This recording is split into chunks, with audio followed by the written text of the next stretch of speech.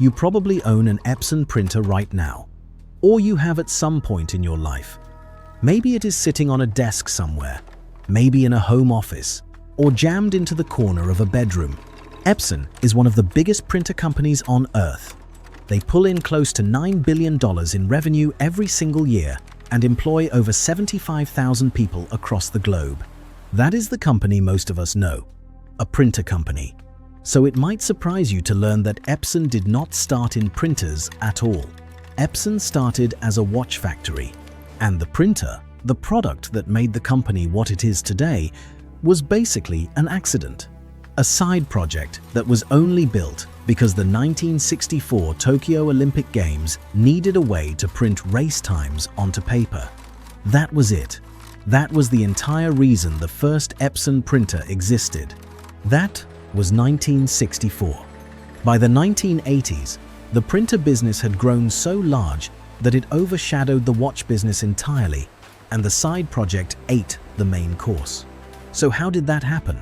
How did a tiny watch parts operation in rural Japan become one of the most recognizable names in printing?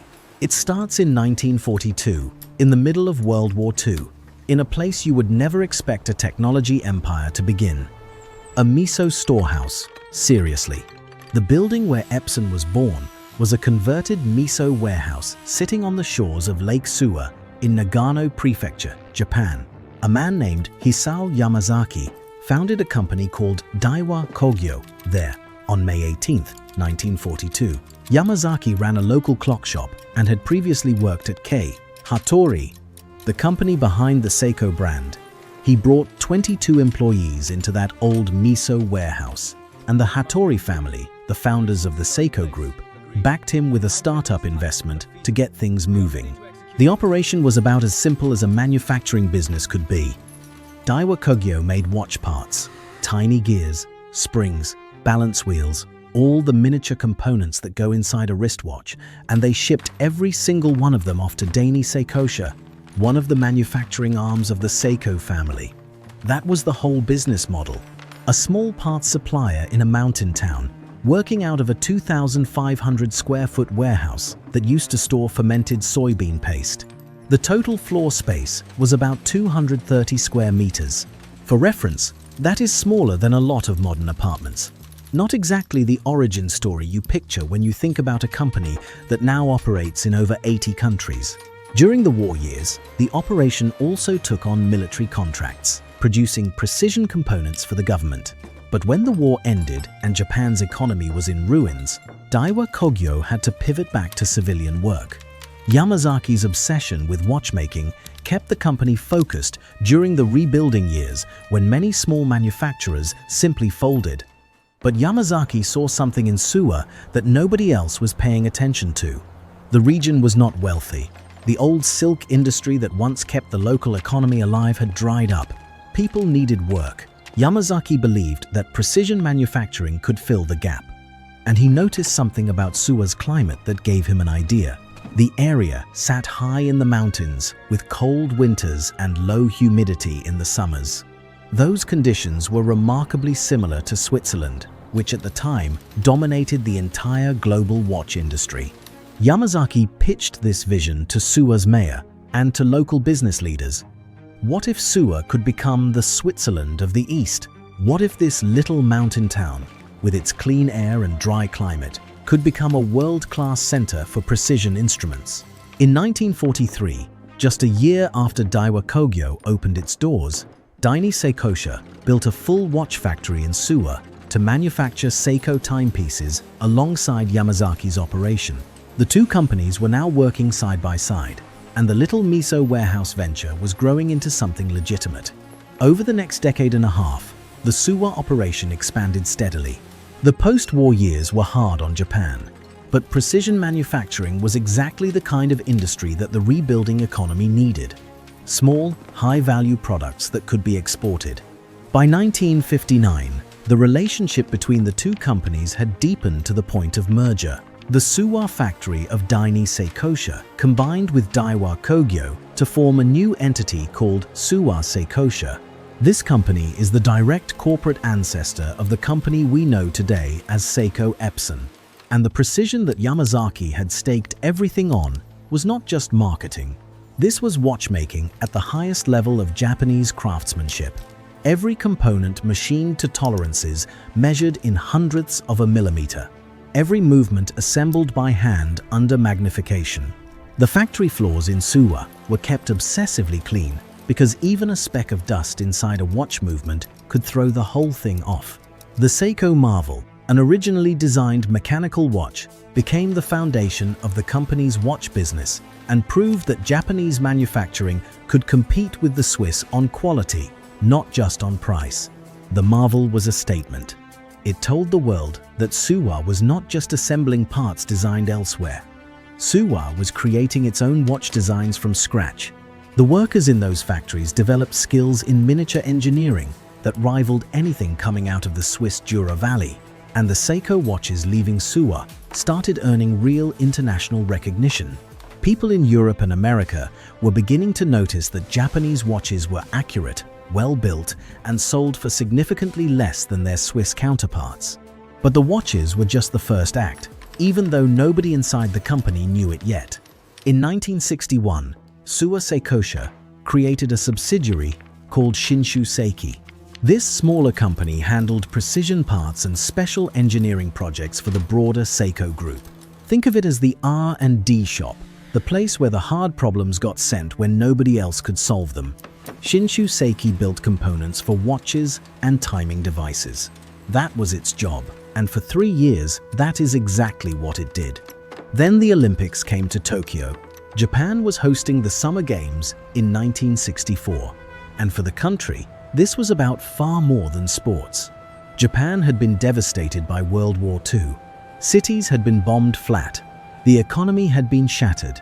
Hosting the Olympics was Japan's announcement to the entire world that it was back, that it was modern, capable, and ready to compete at the highest level.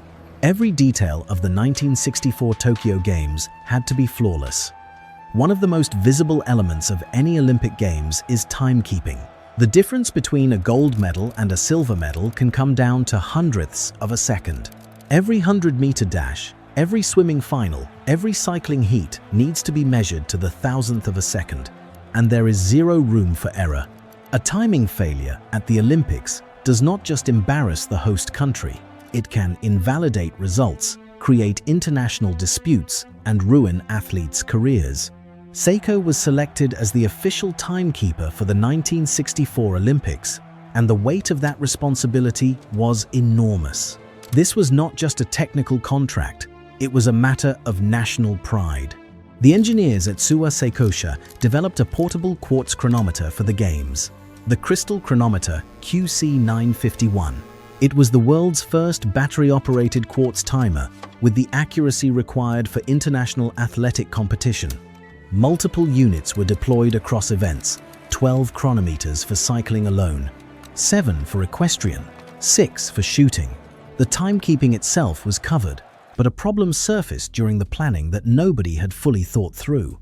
The timing systems recorded results electronically, numbers stored in circuits, digits displayed on screens.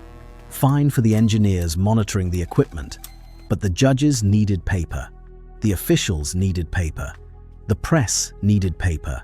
Somebody had to print the race times, and in 1964, the idea of a small, portable printer that could connect to a timing device and spit out results on the spot essentially did not exist. The printers of that era were massive machines designed for corporate data centers and government offices. They were the size of furniture. You could not drag one of those to a rowing course on the edge of Tokyo Bay. Shinshu Seiki got the assignment. Build a printing timer. Make it small enough to transport, fast enough to produce results in real time, and reliable enough to perform without a single failure during the most watched sporting event on the planet. And the engineers there, the same people who had spent their careers making the tiny components inside wristwatch movements, applied all that precision miniaturization knowledge to the problem.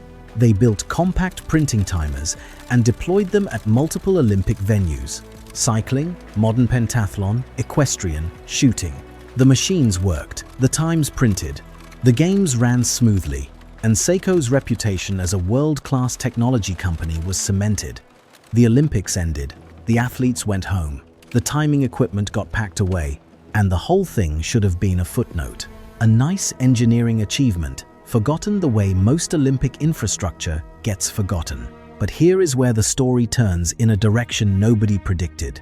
The engineers at Shinshu Seiki looked at the printing technology they had just built and saw an opportunity that went way beyond sports timing.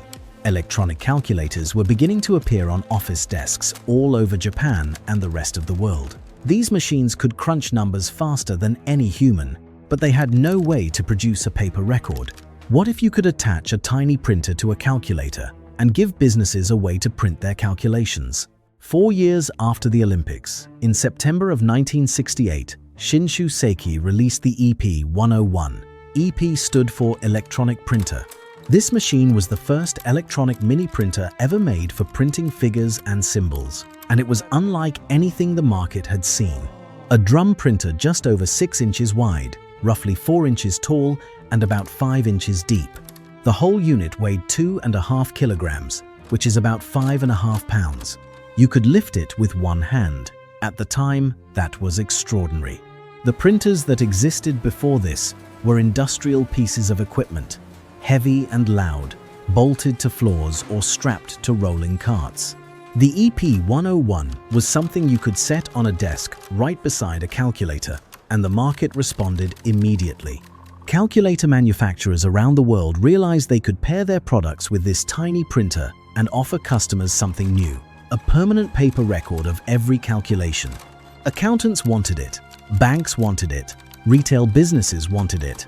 Anyone who needed to prove that a number was correct and show the math behind it wanted a way to print calculations. And the EP-101 made that possible for the first time on a desktop. Many versions of the device were developed for attachment to different types of equipment, and ultimately millions of units were sold worldwide. The EP-101 became so widely used that the Smithsonian Institution in Washington, D.C. acquired one for its permanent collection, recognizing it as a milestone in the history of computing and printing technology. A printer built by a watch parts company from a mountain town in Japan, on display in one of the most prestigious museums on the planet. If you are finding this interesting, hit that subscribe button. More deep dives like this one are on the way. Now think about how strange this journey has been so far. A company that spent its entire existence making watch parts, born in a miso warehouse in rural Japan, was becoming one of the world's leading printer manufacturers. And it happened because the Olympics needed a way to print race times. Nobody at Daiwa Kogyo in 1942 sat around a table and said, "You know what this watch parts company really needs to do? We should get into the printing business." The printer was an accident, a side project that happened to find a market bigger than anyone imagined. The EP-101 was so successful that in June of 1975, Shinshu Seiki created a dedicated brand name for its next generation of printers. They called it Epson. The name was a portmanteau, son of EP, electronic printer's son, the child of that original accidental printer built for the Olympic Games. By 1982, the company liked the Epson name so much that the entire corporation rebranded. Shinshu Seiki ceased to exist. It became Epson Corporation. During this same stretch of years, the watch side of the business was pulling off something equally seismic. While the printer engineers were building their empire, the watch engineers at Suwase Kosha were quietly working on a project that would turn the entire global watch industry upside down. On Christmas Day, December 25, 1969, Seiko released the Quartz Astron 35 SQ in Tokyo. It was the world's first commercial quartz wristwatch. The case was solid 18-karat gold, hand-carved by skilled artisans. The retail price was 450,000 yen, roughly equivalent to the cost of a Toyota sedan at the time, and the precision was on another level entirely. The Astron was accurate to within 5 seconds per month, with a daily drift of about 0.2 of a second. For context, the finest mechanical watches in the world, the absolute best that centuries of Swiss craftsmanship could produce, drifted by a minute or more over the same period. The physics behind the gap were brutal. A high-end mechanical movement oscillates at about 4 Hz. The quartz crystal inside the Astron vibrated at 8,192 Hz, more than 8,000 times faster. That frequency advantage translated directly into accuracy, and no amount of hand finishing or artisanal skill could close the gap. Quartz was roughly 100 times more accurate than mechanical. This was not an incremental improvement.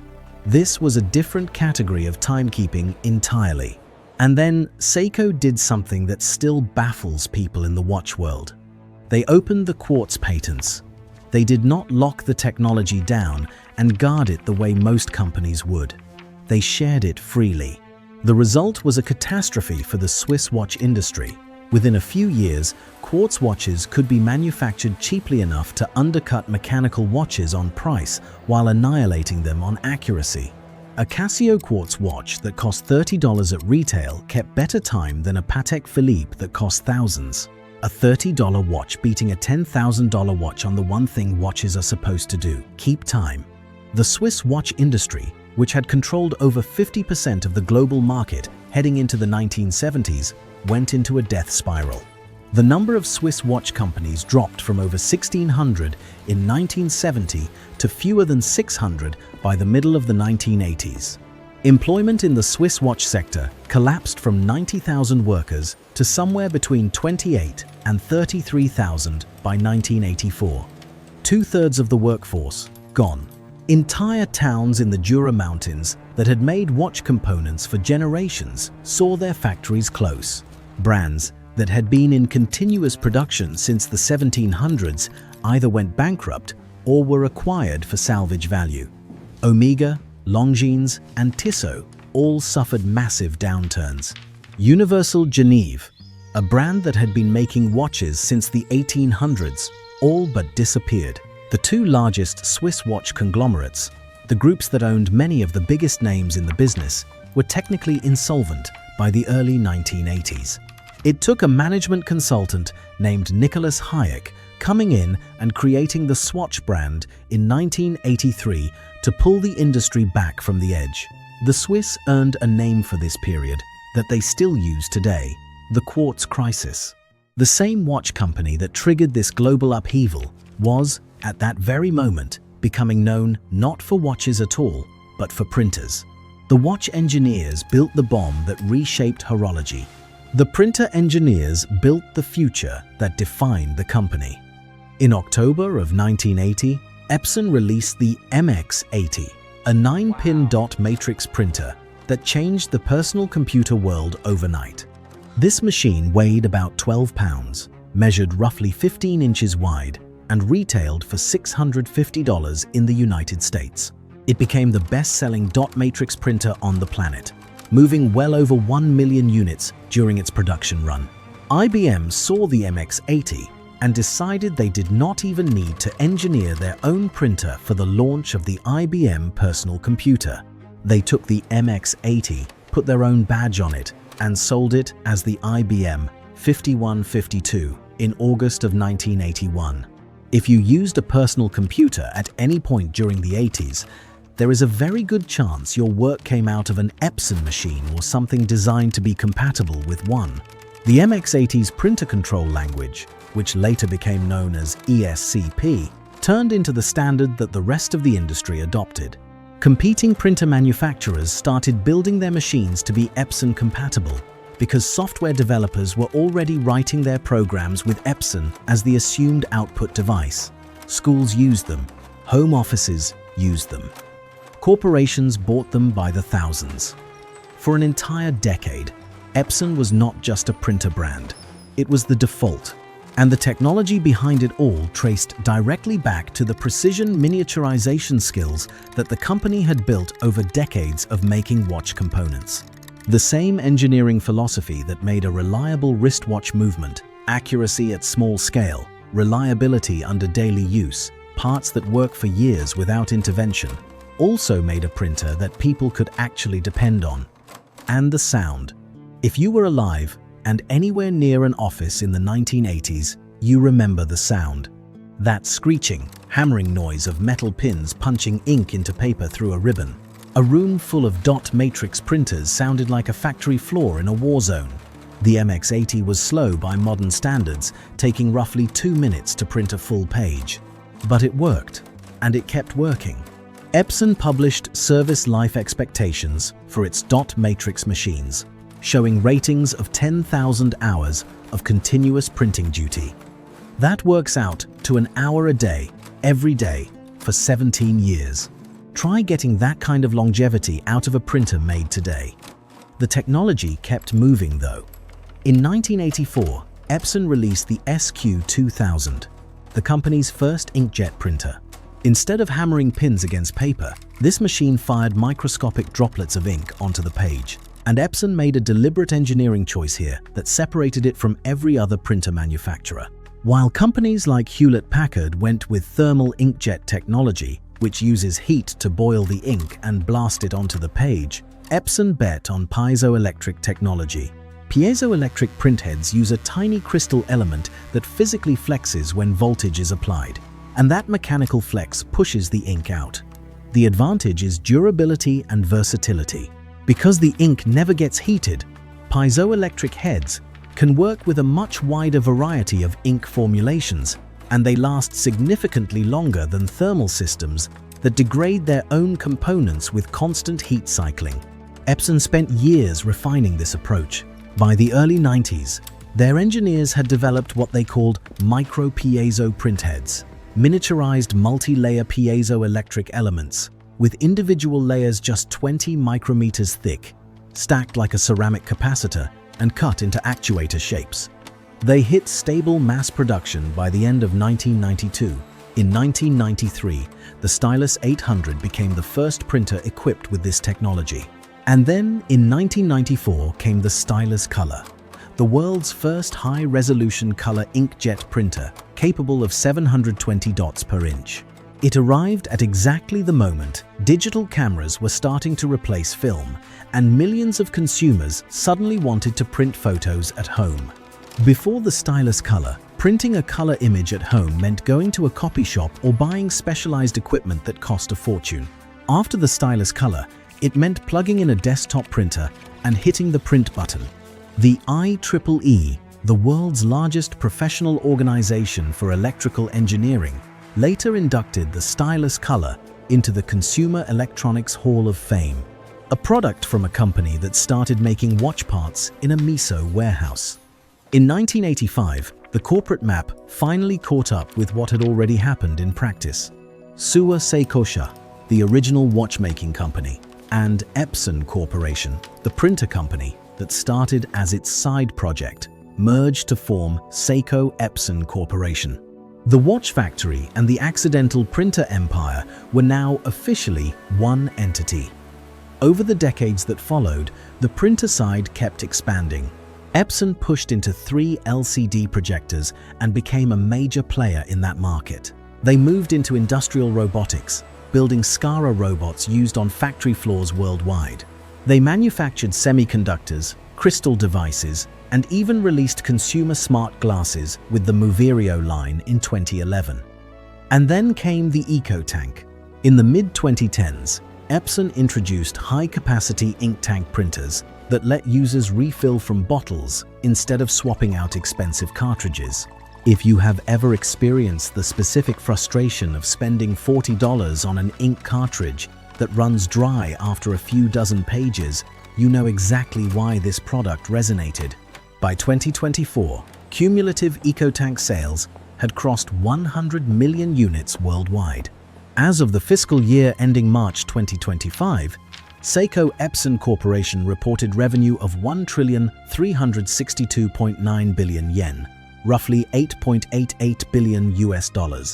They employ over 75,000 people worldwide. The printing solutions segment generates the majority of that revenue. Printers, scanners, industrial inkjet printheads, point-of-sale systems.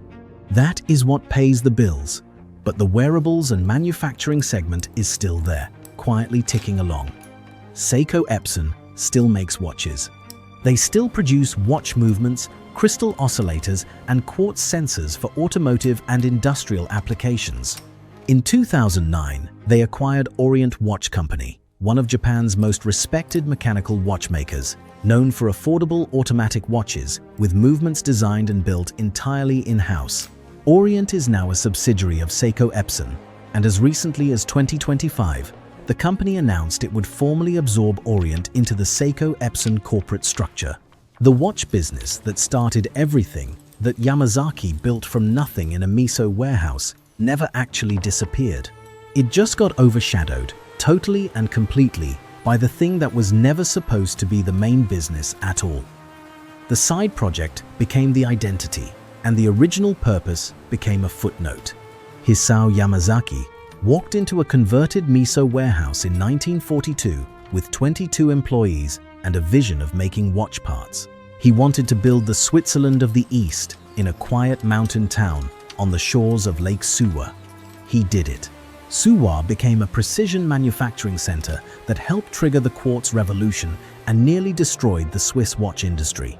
And then, because the Olympics happened to land in Tokyo, and because somebody needed a way to print race times onto paper, a side project was born, a project called the electronic printer, a project whose son, Epson, grew up to be worth more than anything the parent ever dreamed of.